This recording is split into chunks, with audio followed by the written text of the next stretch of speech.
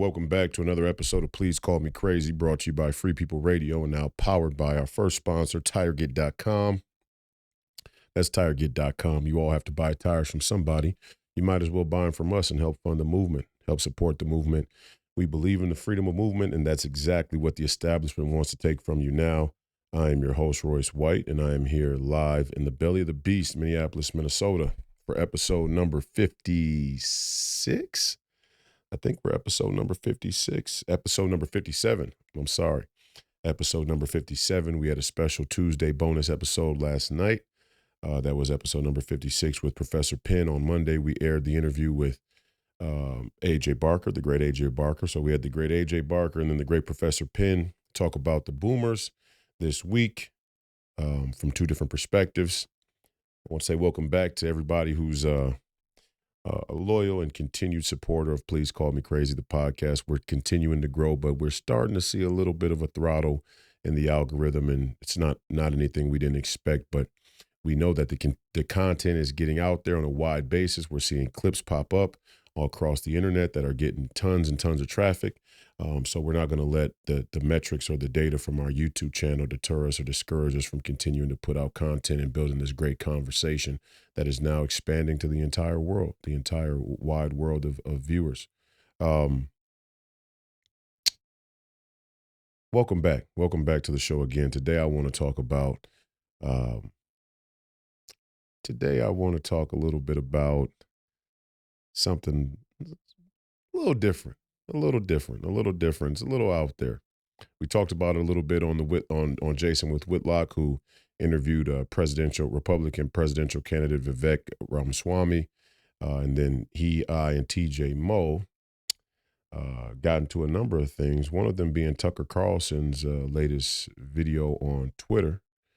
His latest Twitter video, which was interesting to say the least. Tucker's always very interesting. But we got into that. And in that segment, we talked about UFOs for the first time. For the first time on Fearless, we weighed in on the UFO question. And I want to extend this to all of our audience here. It's an interesting question, to say the least. I mean, are we the only life in the universe? I don't know. I mean, I would say that there was a very distinct role that the church played in the way science evolved and scientific understanding. Some of it was corrupt. Some of it was based on politics and power, as so many things in our world and in our history are. And we went from a geocentric model to a heliocentric model, and obviously Galileo was historically at the forefront of going from the geocentric model to the heliocentric model, not the Earth-based, Earth being the center of the solar system, the sun being the center of the solar system. And from all conventional wisdom and the scientific community, that still holds true to this day. Now, Galileo at the time was persecuted for his advocacy of a heliocentric model. And, remains a very, I would say, dark mark on the church's history, on the history of the church and the history of their persecution against truth tellers. But nonetheless, the heliocentric model did come out of the church's scientific history and has prevailed to today.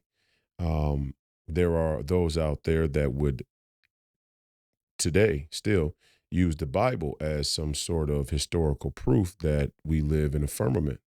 And this is where some of the flat earth theory, flat earth philosophy, stakes its claims around the earth being flat. I particularly don't believe that the earth is flat. I think the earth is round. It's just my opinion. Never been to space. Can't really authenticate any of the videos from space, in my opinion. I can't tell.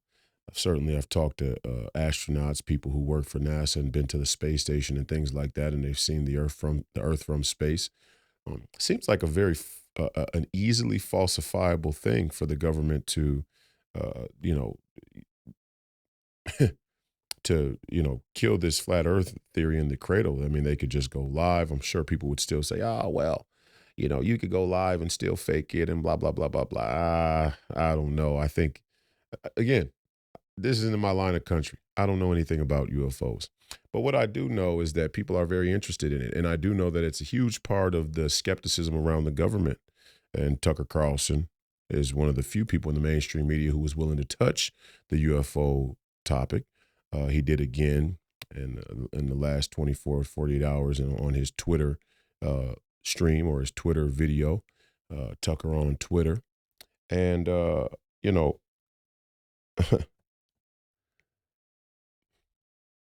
everything's back up on the bar now. Everything's on the table. Everything is in play, so to speak. And I don't put it past our government, our security state, our intelligence community, any various number of shadow organizations or shadow government groups to use anything they can to execute their agendas. They're willing to whack a president. Aliens seems like a step shorter, in my opinion, as an American citizen, as somebody who believes in American citizenship and our Constitution and our Bill of Rights and the Declaration of Independence and our founding ideals. If you'll kill a president for to execute your political agenda or your societal agenda, then certainly using a narrative of UFOs and extraterrestrials and aliens is not outside of the scope of what you're willing to do. So who knows? Who knows about you? Who knows how they'll use the narrative? You got some Christians out there that say, yeah, when the rapture happens and 144,000 Christians, the Church of Christ is raptured up into the heavens, the government will use it to stabilize anarchy, mass hysteria, chaos, by saying that, hey, this is the aliens, this is the alien. This is the alien presence now turning hostile. Some people believe that aliens have always been there, that they're not hostile, because if they were hostile and they were really interested in something we have that they don't, which is depicted in so many sci-fi story arcs, surely they don't have to wait to attack us. Now they could be waiting for us to die off. We're just speculating now. We're just having some fun today. We had some very serious conversations on Monday and Tuesday regarding the World War II liberal order, post-World War II liberal order, and the role that the boomers played in it, and sort of the psychology and then the lived experience that Professor Penn shared with us regarding the boomers. So we had some serious conversations over the last couple of days. Today, I'm just having fun. I'm just thinking out loud. And my conversation with Jason and listening to Tucker, and then a lot of the things that I'm seeing pop up on social media have me thinking about this question of extraterrestrials. Why? I plan to be somebody who leads this country, leads the next chapter of this country, and it's a question that we're going to have to contend with, no matter how outrageous or ridiculous it seems. Clearly, the government has been involved in UFOs, whether it's UFO research or UFO information, knowledge, so on and so forth. The government has admitted that they are tracking, surveilling, been in contact with unidentified flying objects that appear to be from an extraterrestrial species. Who can say what that means? Who can say how true it is? Who can say the accuracy? Who can say how much we can trust the government to tell us anything? And then the funny thing is they lie so much, it's like the boy who cried wolf. The few things that they tell you that are actually true that you should take on face value, you no longer can. That's what happens when the trust in your institutions is destroyed. It's undermined. It's lost. And we've lost it. Hopefully, some leaders will step up. Some politicians and candidates and elected officials will step up and restore some of that integrity, and restore some of the trust in our institutions through transparency. And I think a good step for Donald Trump on day one after he wins in 2024, after we all come together and find a way to win on 2024. And I'm not saying it's going to be easy, and I'm not saying the elections are safe. Certainly, if they could, if the American government has been in contact with unidentified flying objects that were built and piloted by extraterrestrial species. Surely, rigging an election is not, not outside the scope of their capacities or abilities, right? But yet and still, no matter how you slice it, we have to find a way to win in 2024. And when we find a way to win in 2024, a good act of transparency on Donald Trump's part would be to declassify a lot of this UFO information. I think Kennedy would be a good step too. Let's get clear about Kennedy. You know, let's get clear about Kennedy. Let's get clear about uh, the Iraq War. That would be a good one. I know we probably haven't hit our 30-year mark or whatever the timeline is. Who knows? I mean, you got black op and then you got super blackout and you got all types of, layers of classified information. Who knows how long until we get real clarity around the Iraq war. I did see the other day that Tony Blair, or I saw a video of Tony Blair taking responsibility for the war in Iraq and the fact that there were no weapons of mass destruction in Iraq. That was interesting to see. That was like a blast from the past. I remember being, well, in 2001, I must have been 11 years old. I remember being 11, 12 years old and everybody saying, coalescing around this war in the Middle East after 9/11 and saying, hey, Tony Blair, Tony Blair, Tony Blair. He was this British figure, this British symbol of alliance of a friend, a nation, a nation of shared beliefs that was now going to fight against the access of evil there in the Middle East. Now, 12 years old, you could tell a 12-year-old anything. A warning of a caution for the LGBTQism now being spread on our children. But at 12 years old, I thought Tony Blair was a good guy. He's got this very sophisticated and polite British accent, right? And he's gonna help our boys get the job done there in Iraq. And now I go on the internet and Tony Blair, 20 years later, is saying I was wrong, and I'd like to take accountability for being wrong. And hopefully, nobody really brings any harsh penalty down because I'm telling the truth. You know, Tend to agree with that. Truth commissions. Let's open up the truth commissions. Let everybody come forward instead of you all getting desperate, getting super desperate and psychotic, afraid, and trying to kill everybody or create this chaotic circumstance to dance around and work around the corruption that will come to the surface. Truth commissions. Everybody come forward and tell us what role you played. We've done it before. I mean, this isn't outside the scope of the society we live in now. I know many of you would like to think that you live in this fair and just democratic society, but you don't. You live in a Nazi society. You live in a Nazi, Zionist, American, technocratic, tyrannical, now CCP-led society. I mean, that's where we live.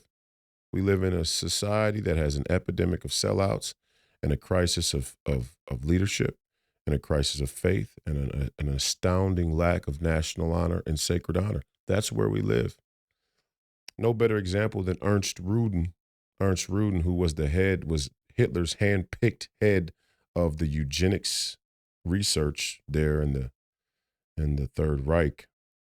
And good old Ernst was convicted at Nuremberg for crimes against humanity, and he was made to pay $500, I don't know, whatever their currency was, 500 a $500 fine. And then what did they do with old Ernst Ruden? They stuck him at Columbia University, where he would carry out his life's work as a Nazi eugenicist. And many Columbia students would come under the PhD advisorship of good old Ernst Ruden. And I know we are talking about UFOs, and then, I mean, the Nazi war machine is knee deep, nose deep, and in all kinds of strange, advanced military scientific experimentation and theory and implementation, right? Many people have many far out there conspiracy theories, as they call them, about the Nazi war machine's potential involvement or discovery of not artificial, extraterrestrial life and extraterrestrial technology. So, w- w- the UFO thing, to wrap that up in a ball, look, I don't know. I don't know. I can tell you about the corporatocracy because I came from within it. I can tell you about the black community and the welfare state and the prevailing psychology of young black men and black families because I come from one. I could tell you about a number of cultural demographics because I come from a few. I could tell you what it's like to grow up in good old Minnesota. We got the spring here, lake country. Nothing like getting out there on the lake or walking the boardwalk out there on Lake Minnetonka, out there in Wyzetta and getting a bite to eat and enjoying the breeze blow off of the nice summer lake weather. I could tell you about that. I could tell you about the military industrial complex because I've studied it. I could tell you about the Federal Reserve. I could tell you about the debt ceiling. But when we get to astrophysics and the UFOs, oof, I am wholly lacking. But I'm not so much of a cuck and a coward that I won't venture out there and have some thoughts. I'm not one of these empiricists, right? We have that sort of empirical heresy that we've all been brainwashed under. I don't need empirical data to have an opinion about UFOs. All I know is that the government is on the record saying, hey, these things are out there. We don't know what they are. Is that true or not? I don't know. If you're the Alex Jones line of country, Alex, makes a very, a very, I want to say, a very interesting and compatible case that if our DC elites have been in contact with extraterrestrial life, then surely they would sell us out to extraterrestrial life because we have an epidemic of sellouts. And if we accept that there is extraterrestrial life and that our DC or political, corporate, financial, global elites have ever made contact with extraterrestrial life and that extraterrestrial life was in any way in interested in leverage or resources or some agenda that they want to execute, surely our elites would sell us out. No doubt. There's not a doubt in my mind. Is that the case? Who knows? I don't know. I'm just pitching theories out there. But we do know that the government is on the record saying these ships are out there, that they don't know what they are. And what does that mean for the American people? What does that mean for people everywhere? That means there's a huge unknown on the board. We're already in a four-player geopolitical jump ball. Now we got to think about extraterrestrials in the jump ball, and who knows how many different groups of extraterrestrials there are out there. Could be one, could be four, could be 20, could be a whole wide world of intergalactic civilizations out there. I don't know. Some hardline Christians think that the UFOs will be used to justify or delegitimize the rapture. And you go the other way. And you go the other way, and people will start to say, of course there's aliens. Of course there's other life out there in the galaxy because we live in a simulation. Yeah, we live in a simulation. All scientific evidence points to us living in a simulation. Who, uh, again, I mean, it's all very anti-God. I mean, you go in both directions. Flat Earth, pretty anti-God. Go this way, simulations, pretty anti-God. And the funny thing is, even right there in the middle, where people would use the rapture warning, it's also kind of anti-God, because there's a certain arrogance, there's a certain natural narcissism that has grown out of Christianity, out of a God's love for us, God's favor, blessing, grace, mercy. There's a narcissism that has grown out of that, right? We really do kind of think we're the center of the universe, which is funny, just funny to say the least. Because if you go back in history, every people at every turn of time thought that they were the center of whatever of the world of civilization of humanity of mankind. And then you venture a few clicks past the buoy out there in the water, and you find another fisherman, and you realize, whoa, oh, there are other people out there. Now I got to create a narrative about those people out there to square the circle on my own view of history and tradition and faith. When God, I believe, has given us the intellectual and cognitive ability to square some of these circles without creating these salacious, superficial, mythological uh, um,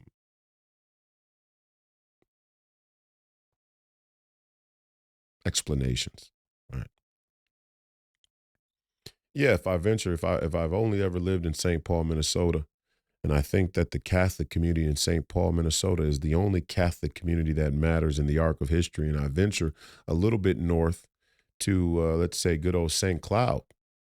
Oh, there's people there. Wow. How do I square this? What about these Catholic? Oh, they're Catholic. Wow. Wonder how God feels about these bunch of folks. And then I venture a little bit further north to Duluth. There's Catholics in Duluth. Wow. What do you know?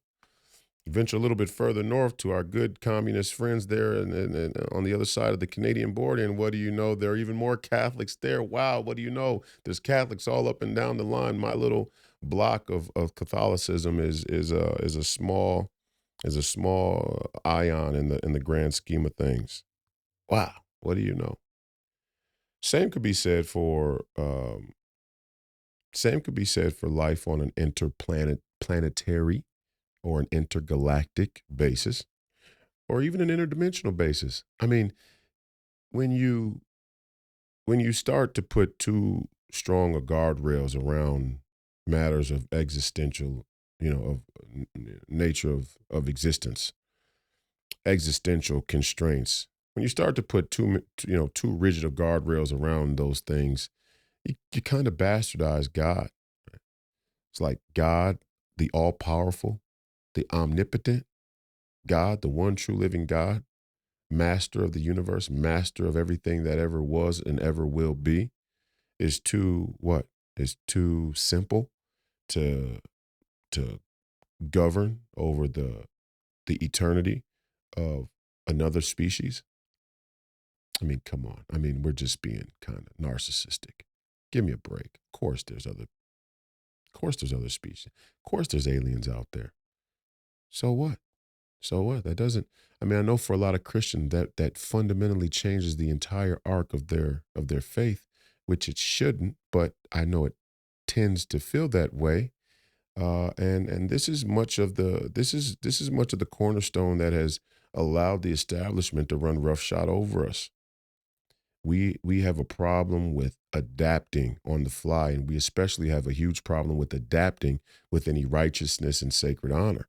We don't have to give up Christianity to acknowledge that there may be extraterrestrial life, the same way we didn't have to give up Christianity to acknowledge that Galileo took us from a geocentric model to a heliocentric model. What did that change? What did that change in the sacrifice of Christ or in the one true living God? Or the power of the Holy Spirit. What did that change? Our understanding changed. And I think this lends to AJ's point on Monday greatly that much of the scam that has been run on us is the body and service to the brain, number one, that model, but also that our Christianity, that our love of God is personal in a way that says, what has God done for me? What has God done for me in my life? And surely God has done, like AJ so eloquently said, God has done everything for you, number one, but also the focus should not solely be what has God done for you, because Christianity is about turning our love outward toward God, all things to God's glory. And if you look at it in that way, if we look at it in that manner, um, we have no problem squaring the circle of there being other life form out there that God has also graced and blessed and given mercy and charity and any other manner of of favor. Great, great. The more the merrier. There are other Christians out there. Great, that's awesome. Planet P5316. From intergalactic, constellation of stars, 347. Great Christians out there in the universe. Come on in. We'll share with you the gospel of Jesus Christ. Maybe that's why the aliens hang around here. Maybe the uniqueness of our history, of our story, of our existence is that for whatever reason, in our in our story arc, the one true living God sent his only begotten son to die on the cross for our sins. And that symbol of grace and love and charity is exactly what an extraterrestrial life form that may not have yet encountered their messianic um, chapter is so interested in. I mean, I could go on for days. I just have the balls to be able to think, in front of you. I'm not one of these career politicians. I'm not one of these paid marketing or PR built PR think tank group built candidates or spokesperson. I'm just talking to you. I'm just talking to you the way that I think. I don't know.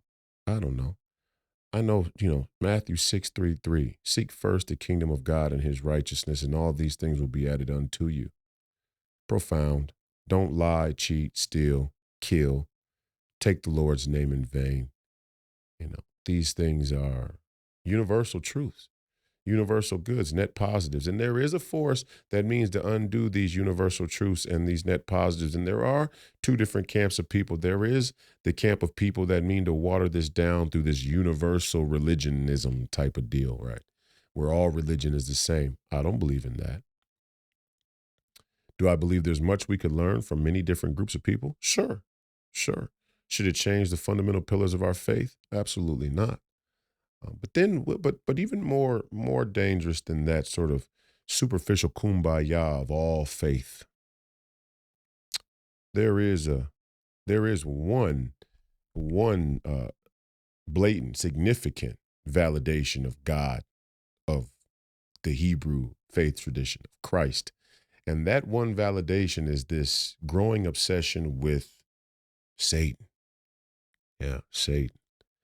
And if there are extraterrestrial life forms out there, then I'm sure they are also stratified in good and evil. Maybe some different form of good and evil that our feeble primal primate minds could not really comprehend. Maybe much more complex than we see it. Much more than black and white. Uh, I don't know. Maybe it's the exact same.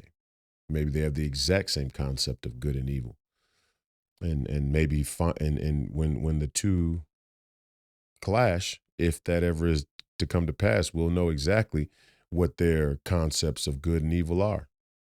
Maybe not. Maybe we never encounter the beings that pilot that man the cockpits of these unidentified flying objects. Who knows? Who knows?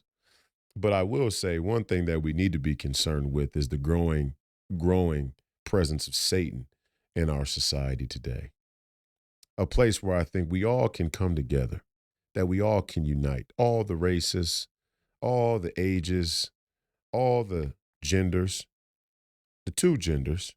I think we can agree that Satanism has hitched its wagon to two very distinct political movements. One, globalism. Two, LGBTQism. And I know there's some out there who would hear that, some liberals, some people who still vote Democrat, some who voted for Joe Biden because, hey, Kamala Harris is the first black woman to be vice president. We have to make that history or else we hate black people. We're racist and we can't live with our white guilt. But in actuality, um, I think we can all agree that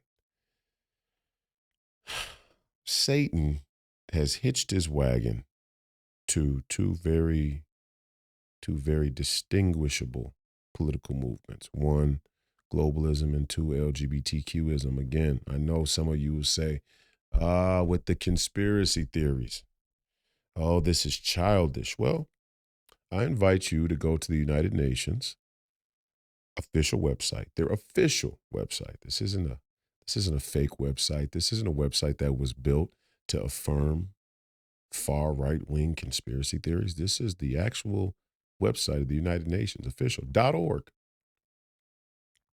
Venture on to their NGOs, non governmental uh, organizations of social and economic affairs, and you'll find the Lucis Trust. And the Lucis Trust was also known as the Lucis Trust Association. And right there on the United Nations website, they have the on their website, they have the home website of the Lucis Trust. And I was looking the other day and I clicked on the lucistrust.org. This is the website. This is their official website. But I want you to get to it through the United Nations homepage. I don't want you to find yourself at a very uh, a very rudimentary built website and think, oh, this isn't even a real website. Go ahead and go through the official homepage of the United Nations. Get there that way. That'll show you who's who. So I go to lucistrust.org, and right there, you can go to their history, their about us, and then you can see their history, and you find that uh, the Lucis Trust was started by a man and woman named Alice and Foster Bailey, uh, very well known figures in the literary industry, publishing, and they renamed it the Lucis Trust because Christians had the wrong idea about Lucifer. Lucifer isn't actually the devil or Satan. Lucifer is actually the light bearer. He's actually the one who brought mankind knowledge despite of God's tyranny. You know, it's their story anyway. But anyway, Alice and Foster Bailey started a publishing company in 1922 called the Lucifer Publishing Company. I mean, talk about being right out there in the open. And it's still right out there in the open. This isn't information that they went out of their way to try and, you know, suppress or hide, cover up. No, they're proud of it. They brag about it. They boast about it. They highlight it in the about section of their website that is built very rudimentary, might I say again. If you want to take pride in your Luciferianism, at least get a website that has some decent design to it, in my opinion. But hey, why would you even care when you have that much power? We'll throw a ragtag website together as long as we make sure that the history of our Luciferian affiliation is there. We're good. We're good. Who cares how much the website costs? Don't spend the extra money, right? I can hear the meetings now, the design meetings about it. Anyway, the Lucifer Publishing Company started in 1922. 1937, I think it is. It was changed to the Lucis Trust, and that entity was incorporated in the United Kingdom. And then by 1951, shortly after the United Nations is constituted, um, this entity is made an official entity in Geneva, Switzerland. And we got to ask ourselves, what is the connection between the United States, the United Kingdom, and Switzerland? What is going on there in Geneva, Switzerland? What is going on there in Davos, Switzerland? Who were the Swiss? Who were the Swiss people? Why were there so many Swiss Nazis? And I go, Swiss Nazis, and people go, well, what do you mean, Swiss Nazis? Well, I mean, Klaus Schwab, for example, but hey, it's just a conspiracy theory, right? It's not like his dad was actually involved in engineering military equipment for the Nazis, who was a Swiss engineer. Not anything like that. No, no, no, no, no. And then Klaus Schwab rises to power somehow, and by chance, doesn't seem like that smart of a guy to me. Is surely a diabolical individual, but he's not particularly bright or insightful or intelligent by my standard, by my metric. But he rises to power to lead the World Economic Forum, one of the most powerful cultural global institutions that lead the way on corporate equality index, right? And the fourth industrial revolution, and how humanity can survive the climate crisis. And there's a debt crisis, and there's a labor crisis, and there's a population crisis, and there's a pandemic crisis, vaccines and viruses, and so on and so on. All these crises, fear, fear, fear, fear, fear. Very, very Nazi-esque of them. But Daddy Klaus was in service to the German war machine. Neither here nor there. Let's pause that for a moment. The real question is, Who were Alice and Foster Bailey really working for? I mean, they could have thought this stuff up all on their own. For Christ's sakes, they live in New Jersey. Who were they involved with? And when you look deep enough, not really that deep because it's right there on the same historical about page as the Luciferian Publishing Company, Lucifer Publishing Company. What you find at the bottom is a name, a very interesting name, a very well-known name if you're initiated in European history or esotericism, as it's called. Um, Helena Blavatsky, HB, HPB, Big Mama HPB, the Russian mystic who was born in none other than the Ukraine, Dnipro, Ukraine. And if you go look up Helena Blavatsky, you find very quickly who she was and what she was involved with. The Theosophical Society. Now, Helena was an occultist and she was involved in occultism, and many of these Germanic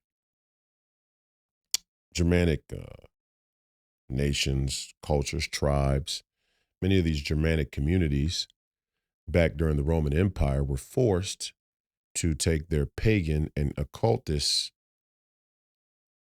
faith, if you want to call it that, their pagan and occultist religions into hiding because the Roman Empire tried to convert everybody to Christianity at the tip of the spear. And so every time, and this is, common history, when the Romans would encounter these different Germanic tribes that had these different offshoots of paganism, uh, part of the stipulation of their surrender would often be that they would accept Christianity or that they would accept to live peacefully in harmony with Christians and allow the Christians to pitch them or sell them on converting to Christianity. Well, of course, if somebody holds a gun to your head, for many people, if somebody holds a gun to your head and you are a polytheist, it's really no problem to pretend like you're going to worship Christ to save your own life, because there is no rule about false idols in most polytheistic pagan religions. A god could pop up any day. It's, oh, hey, this new circumstance just happened. There must be a metaphysical being, a deity involved with this circumstance. So because the Germanic tribes had pagan polytheistic faith tradition, it wasn't hard for them to pretend that they were open to conversion in Christianity when the Roman Empire put the spear at their throat, put the sword or the knife to their throat. But in turn, what they did was they took their pagan deities into hiding.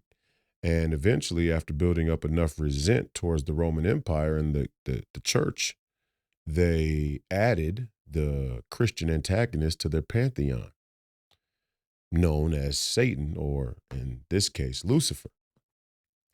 So you see this reemergence of occultism and the dark arts, or Luciferianism, or Satanism, coupled with Germanic tribal cultural lineage. And it's funny when you go look at Blavatsky and who she was involved with, or better yet, who it says she influenced. And this is right there on Wikipedia. Now, mind you, if you go to a Wikipedia about Steve Bannon or Royce White or Donald Trump or Alex Jones or any other number of truth tellers, you'll see a fabricated information. But when you go to look up some of these people who are revered as cultural icons to a lot of these aristocratic intellectuals, they tell you exactly who they are because they're boasting about it. They're bragging. There's no need to hide it in their mind. They think they've already won. And in many ways, they have won. We'll get to that in a moment. But staying on track, they're not hiding who they are. This is a 3-click process for anybody. This isn't conspiracy theory. This is a conspiracy. And it's not really a conspiracy because it's out in the open. And I love when Steve says there are no conspiracies, but there are no coincidences. It's not a coincidence that the United Nations is amenable or friendly to what we Christians and Americans would think of as a sort of Luciferian or satanic tyrannical influence. It's not by accident. This was how the charter was written up. This was how the institution began. This is how it's got its legs.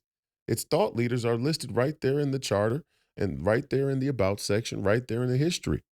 Helena Blavatsky wrote a journal, and that journal became the Theosophical Society. It became a number of things. It became a number of things. Who did it influence? There's a man listed in Helena Blavatsky's Wikipedia that's very interesting. His name is Guido von List. Guido von List was an Austrian occultist who was born in Vienna.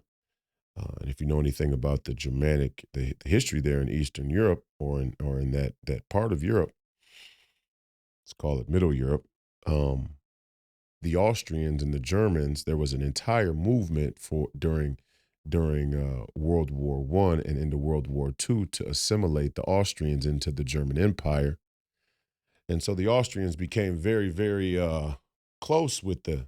They were already close with the Germans because they shared that Germanic history and much of that occultist history. I just want to make it official. Time to go whack out Christians. Time to go whack out Jews. First, it was let's whack out the Jews. Then it's let's whack out the Christians. Why? Because they believe in God. I mean, it's kind of obvious when you get down to it. But hey, we'll continue on down the thread for those who can't follow along. Guido von List is one of the forefathers of the entire eugenics movement in Germany. Well before Nazism came to spring up. I mean, this was pre-Nazi eugenics. And Guido von List, the List Society, and what's most interesting about Guido von List, I thought this was most interesting in his whole story, is that he was a Roman Catholic who defected from the Catholic faith for Wotanism. Wotanism. I'm sitting here reading, I'm going, what in the world is Wotanism? Although I see Wotan, and anytime you see the T-A-N on the end of a word, I start to think Satan. Okay, and I go to Wotanism. I'm sitting here in my study, and I'm going, what in the world is Wotanism? Wotanism. Very, very familiar with Norse mythology, which is the place where many of the nature religions, the runology of the Germanic people derives from, is the Nordic mythology, the Norse mythology. So I'm sitting there going, I have no clue what Wotan is. Who is Wotan? What is Wotanism? So I go and investigate who is Wotan, and it takes me to the page of Odin. And if you're familiar with the current MCU, Marvel Cinematic Universe, you'll know how popular Thor has become in the last 10 years as a mainstay character of the Avengers and that whole Marvel story arc. And his father was Odin. This comes from straight out of Norse mythology that has nothing to do with the Marvel comics, but it's interesting that Thor is such a prominent character in the Marvel Cinematic Universe or the Marvel comic book universe.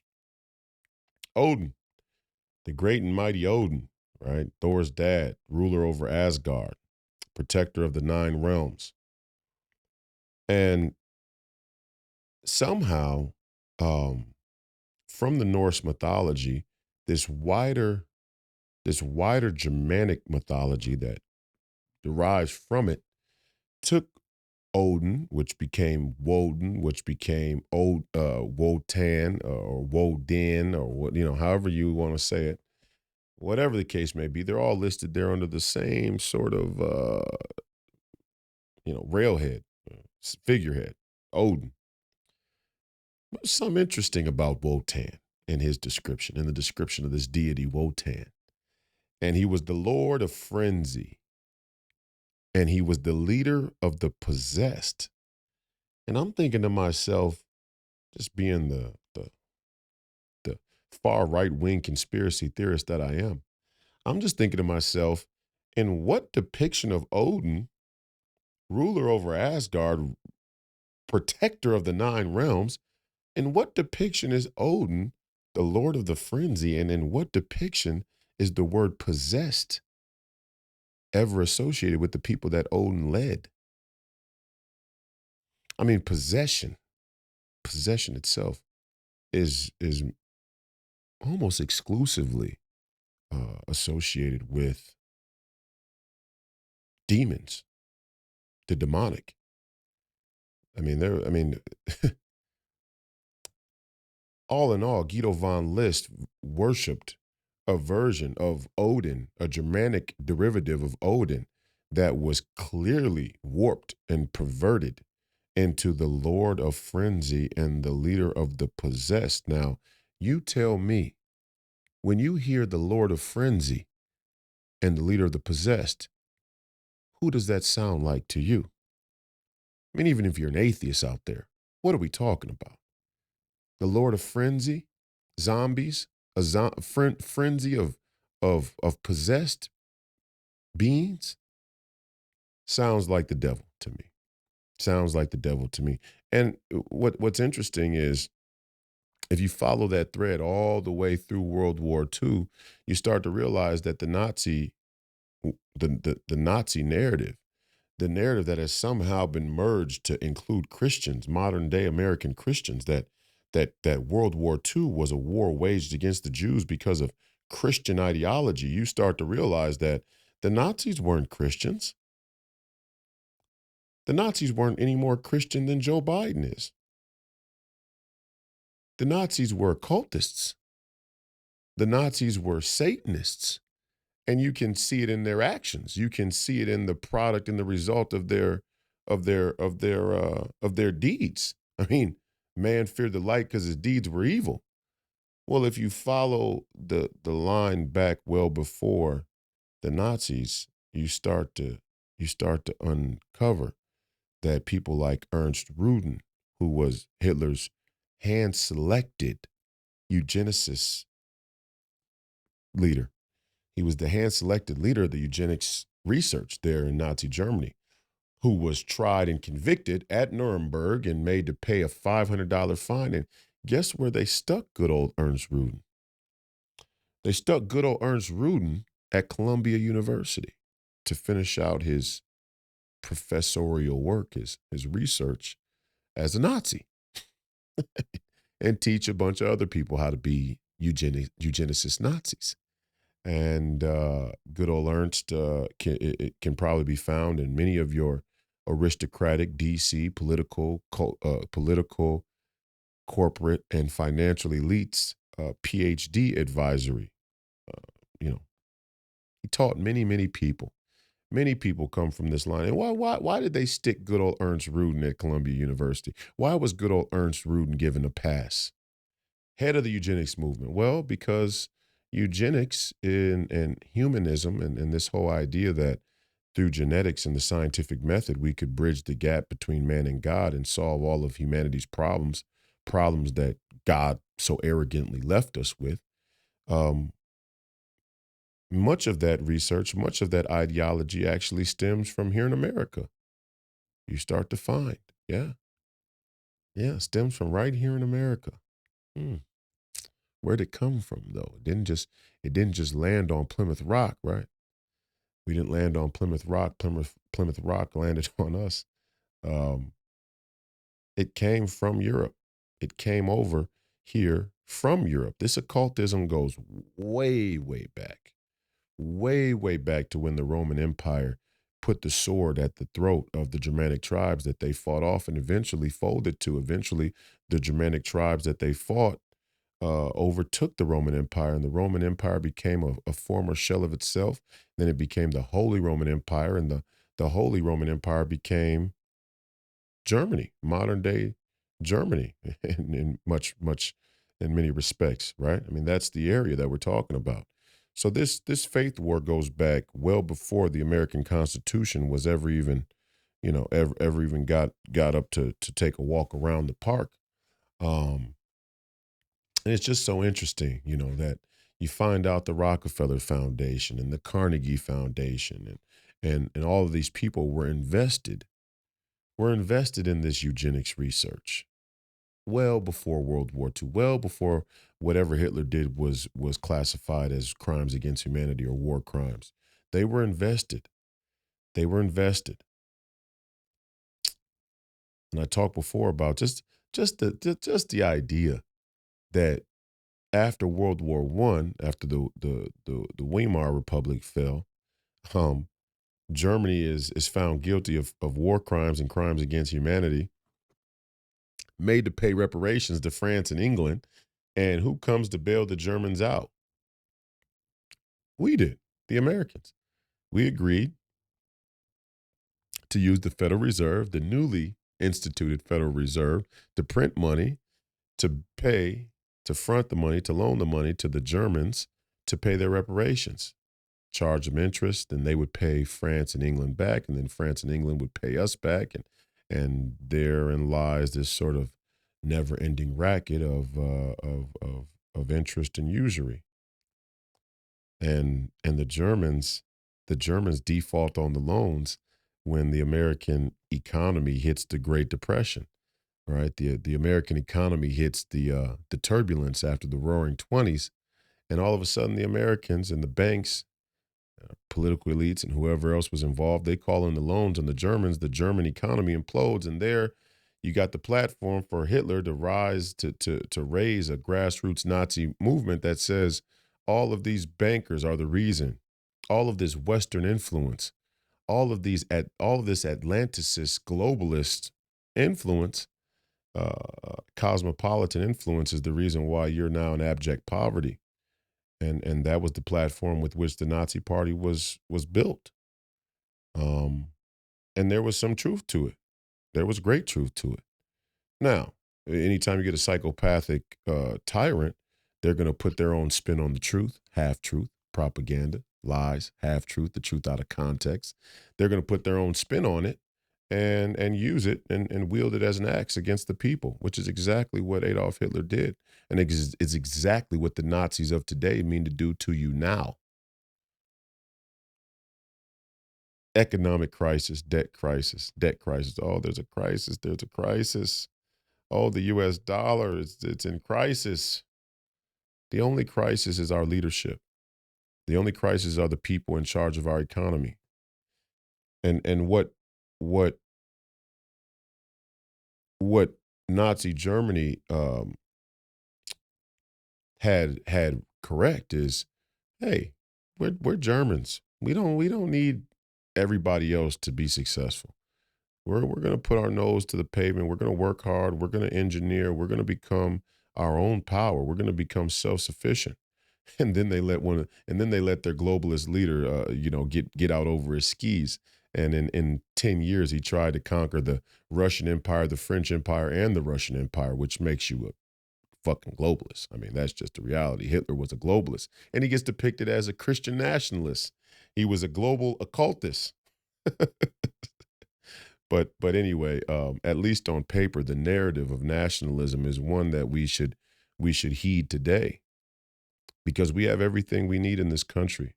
The only thing that we don't have is the courage and fortitude in our leadership to lead a grassroots movement that double and triples down and quadruples down on that reality that we have everything we need. We don't need Honduras for cantaloupe. I was just saying earlier today on Infowars on the Alex Jones show. I was talking about how I love cantaloupe. I love cantaloupe. It's like my guilty pleasure right now. Not that it's bad for me or anything like that. It's just my love of it is so it's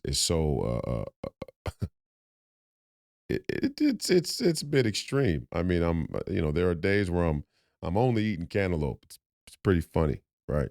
Um, and I was talking about my love of cantaloupe and me going to the store the other day and finding uh, on the container uh, the word, Honduras, that the cantaloupe comes from Honduras. And I started to think to myself while looking at the container, am I willing to give up cantaloupe for America to regain its sovereignty? Absolutely. It's not even a question. It's not even a question. There's no question. It's not even a judgment call. Fuck cantaloupe. And I use cantaloupe. I hope it's a humorous, lighthearted example, but it's any number of things that we get today in America, any number of these luxuries that we experience, this prosperity, this wealth, this international global sort of convenience that we experience today where we can, import, star fruit from Angola. I don't know where this stuff is coming from. Who cares? I don't need to know. All I need to know is when you live outside, when you live a life, when you have an economy built outside of your borders, you are dependent on the things that happen outside of your borders. And that's exactly what globalism is. Globalism, again, to go back to one of my first episodes, is an economic attack on a nation's citizens through policy, through policy, through foreign policy, through trade, through international monetary policy. That's what globalism is. It's an attack on a nation and a nation's citizens and the value of their citizenship through policy and sometimes military, but mostly policy. And we're under attack. But the attack didn't start today. I mean, it didn't start with immigrants flooding across the border. I mean, that's just a victory lap. It didn't start with us sending billions and billions, now trillions, now no cap. That's right. 1.6 trillion with no cap, turning on the war machine to go beat the Russians. Sending our money to the Ukraine, that's just a victory lap, paying the countless number of NGOs and domestic nonprofits to foster LGBTQism for our young children who are experiencing crisis of identity and just need affirmation and acceptance.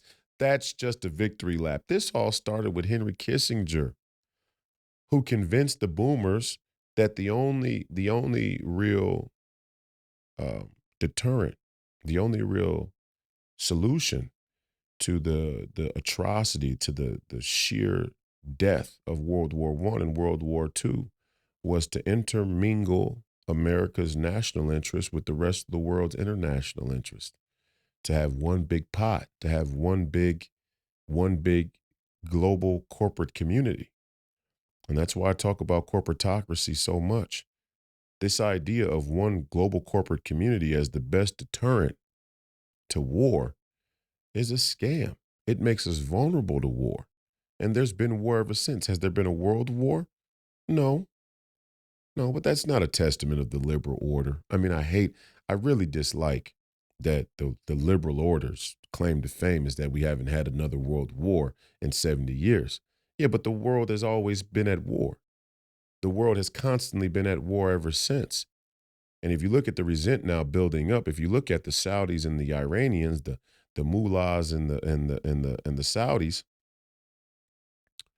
if you look at the alliance that they have now forged, or the Saudis and the CCP, there's an anti-imperialist, anti-American narrative that is being built, that is being coalesced around some of our military's more sinister and corrupt agendas that were executed. Again, back to reference to the Iraqi war with the great Tony Blair, right? Sir Blair, Sir Tony Blair, Prime Minister Tony Blair, and none other than George Bush, who conveniently now is planning to give descendants of slavery in Minnesota and the Dakotas $50,000 apiece, 800. There'll be 800 recipients that get $50,000 apiece from the Bush Foundation by the year 2030. Reparations. I told you. I told you we were going to get outflanked by these fucking idiots because they think they're smart. But even more so, they think you're stubborn. Pride goeth before the fall. And I'm not talking about the LGBTQ pride. Oh, that pride is as a herald of the fall of the nation. But the pride and the fall I'm talking about is our own pride. Our pride. Us thinking that we can outsmart Satan. Us thinking that we can outsmart. Us thinking we can have our cake and eat it too. This is a boomer syndrome. It's a boomer syndrome that now pervades, crosses generations. It's a syndrome that we now face in the millennial generation and Generation Z, X. I don't know what generation we're on. Generation pansexual and sapiosexual. That generation want to have your cake and eat it too. We live in that generation. We live in that world. We could have stopped this.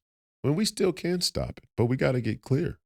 We got to get clear. We got to be very, very clear about what is important and what we're willing to sacrifice in order to maintain the value of what is important.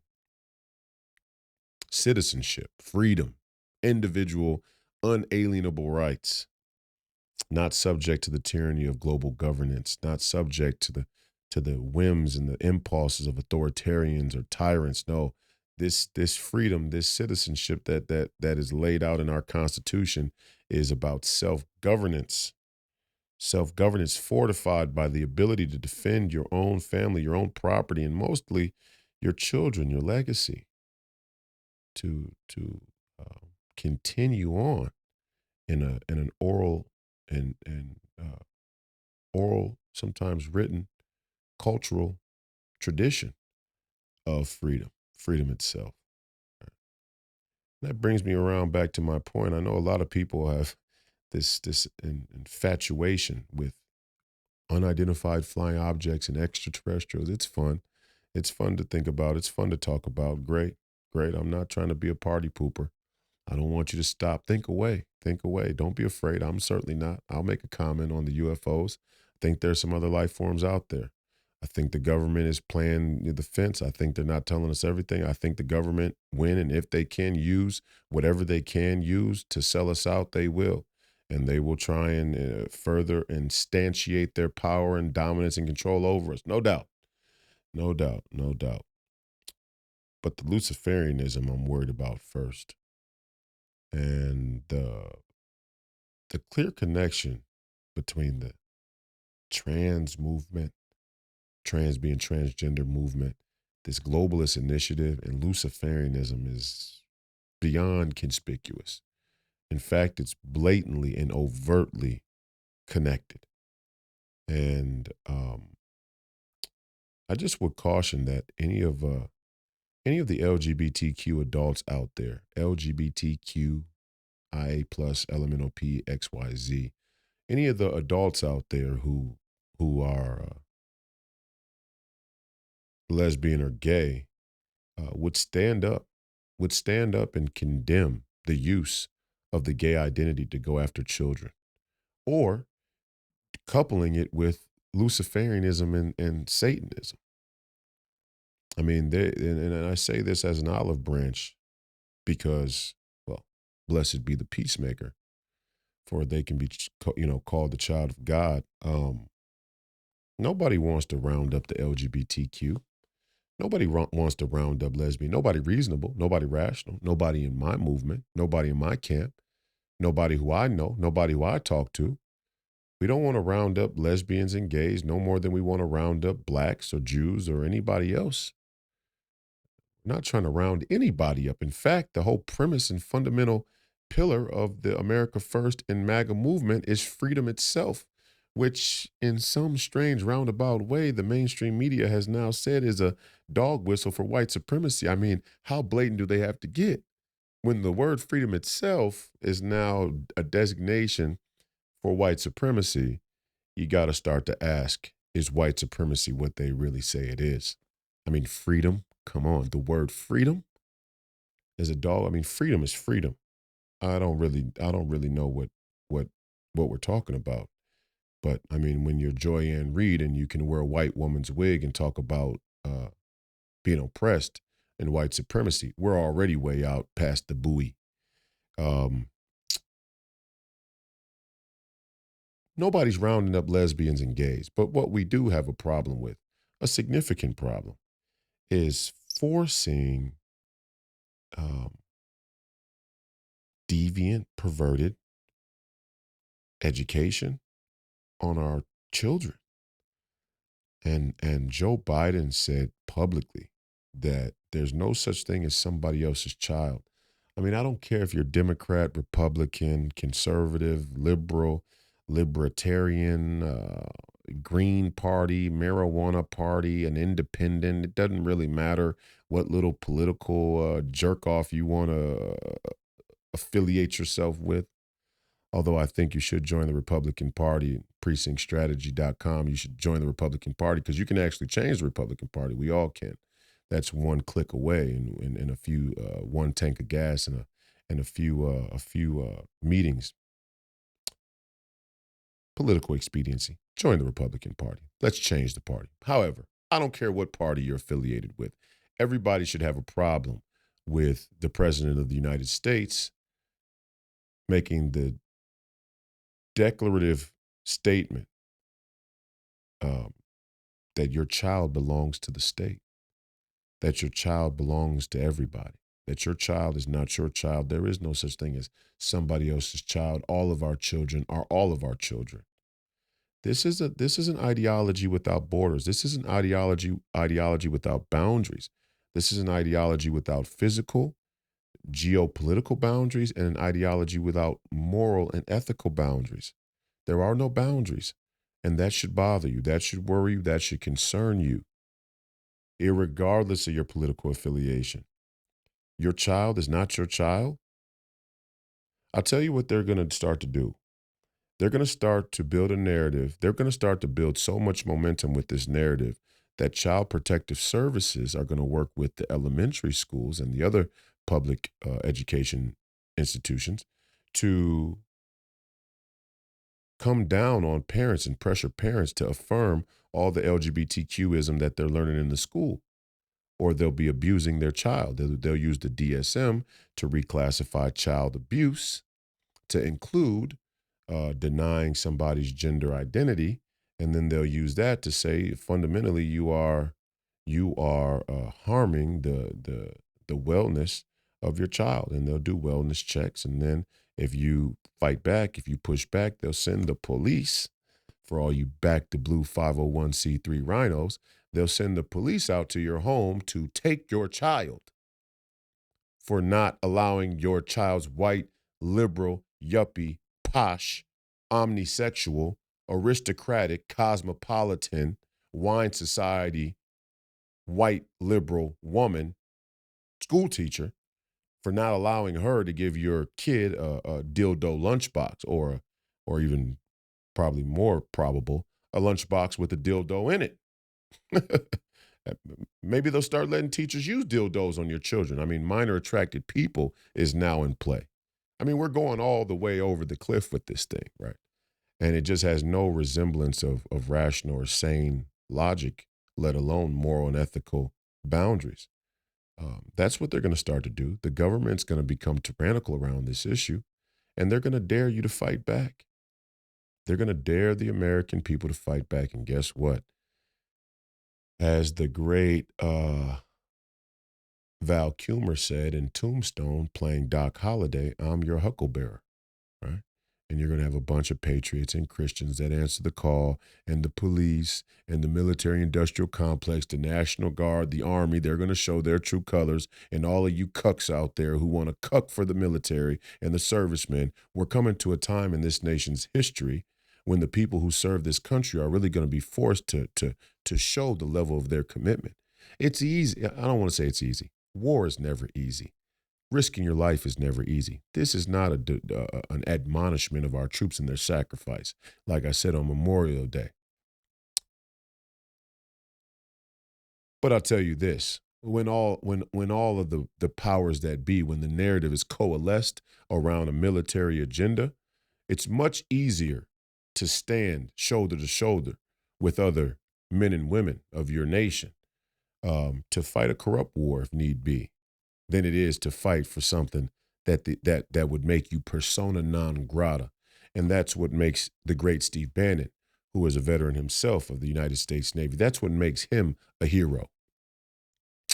That's what makes many of the people who served their time in the military, Jack Posobiec, another one, a hero. Not just a front runner. I mean, it's easy to go bomb the shit out of Iraq and then, drop hail gunfire across Iraq until we create ISIS, and then we exit out of there in grand fashion and leave Afghanistan with $100 billion worth of military equipment. That's easy to do. That's easy for a Joe Biden to do. It's easy for him to sell. Now we're going to enter into a period where the United States, where the American people, where United States citizens with rights, constitutional rights, fight back against the tyranny of their own government, which is much different than a boogeyman in a cave in the Middle Eastern mountains, hills, or an opposing government like the Russians. But we're going to have to fight back potentially against our own government and the overreach of government into our personal lives and obstructing our freedoms and our rights, constitutional rights, and our homes. The list goes on and on, our children even. We may have to fight back against that, and then we'll see where all of the men and women who serve in the military really fall. We'll see what master they really serve. Yeah, we'll see what master they really serve. Then a time is coming, and I would hope that a great handful, that a great handful of you out there who call yourself soldiers would stand on the right side of history and righteousness when that time comes, because it's right. It's not coming. It's here. Let's just be clear. It's here. And to circle all the way back to the original comment I made about the debt crisis, there is no crisis. The crisis is that we believe that the banks run the military when really the military run the banks. The military is the juice. You can't do a deal without security. Nobody can do a sweet business deal in an exchange of resources while gunfire, while bullets are blazing.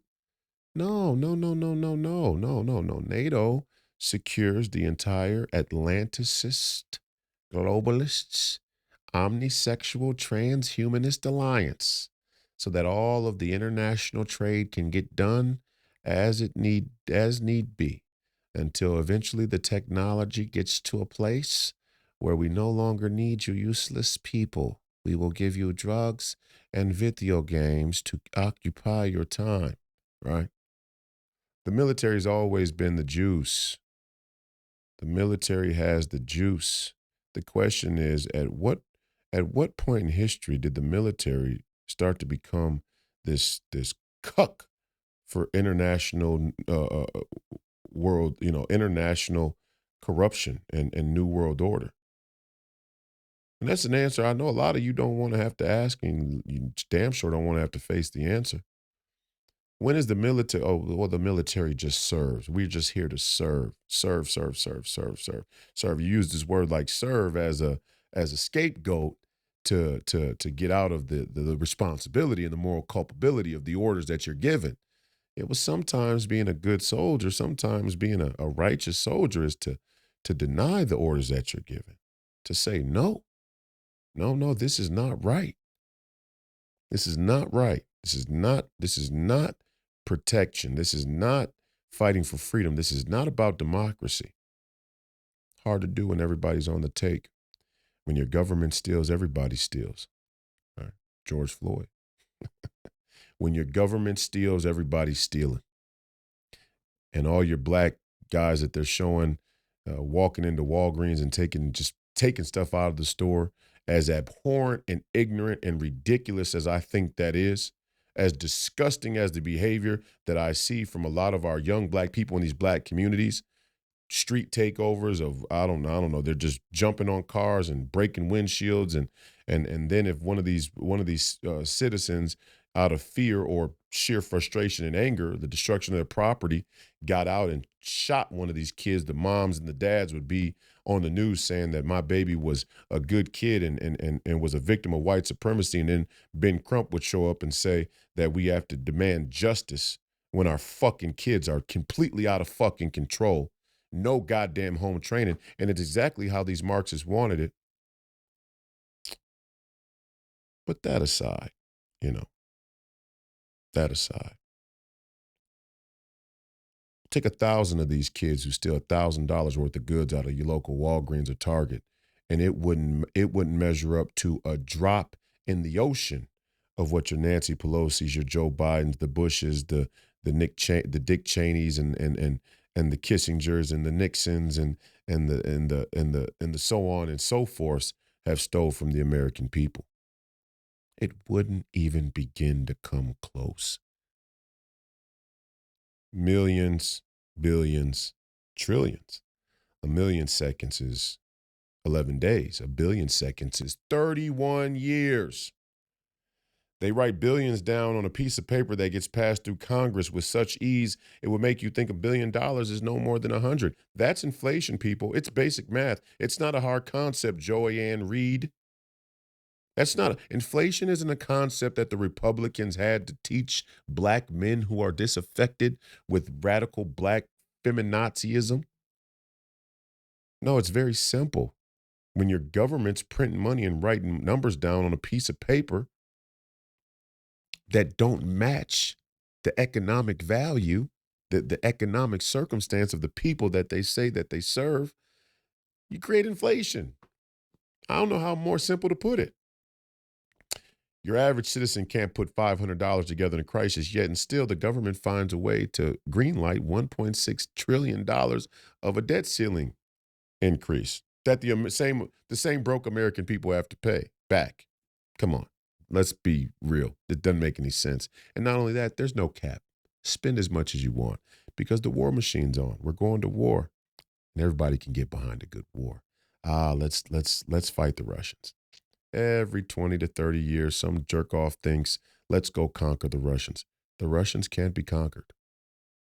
You notice how when the Soviet Union fell, that we didn't go in and democratize Russia, that Russia didn't become the shining beacon of democracy. Why? Because the Russian people have their own history, their own culture, and their own sense of identity. And although their government structure and military and much of the organization there of the USSR was defeated, or let's say they were strategically negotiated into surrender, the Russian people would have never accepted Western influence in Russia that way. Duh. Why? Because the Russian people believe in the Russian identity. So they can't be defeated. The only way to potentially defeat the Russian people is to escalate things to a nuclear war. In which case we all have we all will have the preconditions for a public health crisis and a public safety crisis all at once. Nuclear holocaust. The food's in trouble, the environment's in trouble, your physical safety's in trouble, democracy's in trouble, order, rules-based order is in trouble. That's what happens in the escalation of a nuclear war. And it would seem that we are on the fast track to nuclear war. Wonder why. It's been another episode of Please Call Me Crazy, brought to you by Free People Radio and powered by our first sponsor, TireGet.com. That's TireGet.com. We have to fund the alternative economy, the parallel economy, the patriot economy. Give money to companies that are going to fight for your freedoms and your citizenship. They're going to bust out the middle market. I mean, the first stop for the Fed, you're a poor peasant servant serf anyway. Your day-to-day reality doesn't even matter. It's been terrible. We're going to give you drugs and video games. But what we're really planning to do, all the small businesses are getting cut out. They're getting clipped out by the Fed. All they'll be is globalists, big box, big corporations that bend to the will of global tyrants. All of your mom and pop shops, all of your nation of shopkeepers won't have the money. They won't have the money to contribute to a Donald Trump's candidacy, presidential campaign. All the rhinos and the Koch brothers are going to put their money behind whoever isn't going to bring any change to the status quo. Fund the parallel economy. Join the precinct strategy. You out there right now today, I don't care if you say the elections are broken or aren't secure. I don't care. You better fight with everything you have. You better fight like your life depends on it. When you're an athlete, it doesn't matter if we're down 20. It doesn't matter if the refs are cheating. It doesn't matter if we're in somebody else's city or gym or we're on their home court and all the fans are yelling against us. It doesn't matter if the fat fat fuck in the front row says I'm the worst basketball player he's ever seen. I suck. My mother's a wench. Doesn't matter. We have to win at all costs because the only other option is losing. And when you play a basketball game, losing is just symbolic. But when we're talking about politics and citizenship, losing is fatal. It's going to be a fatal loss. And they do mean to come kill you. And they will come kill you. And they'll come kill your children. And they'll come kill your children in the womb. And they'll come kill your grandchildren in the, in the pocket, on the credit, in the credit. They mean to destroy you. So we better get serious about the implications of that and help the companies and help the movements that mean to fight back. Don't give me any excuses. Oh, what's the point? Oh, America's done. We're done. If you say we're done, go caucus with the fucking Democrats. If you're giving up already, you go caucus with the fucking Democrats, and you don't make a fucking peep when they give you a fucking 9-digit number and they march you off to a line city that ends up being a gulag. You sit there and you fucking take it. Many of you will take that. Many of you can't wait for a fucking dildo, a dildo soiree at the end of this tyrannical agenda. That would be great for you. Not us. Not us. And all of us that want to resist, we better drop the fucking egos and get our head on straight about what it's going to take to win this battle right here, right now, because it's going to be the first battle in a number of mini battles in a war that's going to wage on for the next 50 to 100 years. The fight continues. Don't die a jerk off. Godspeed.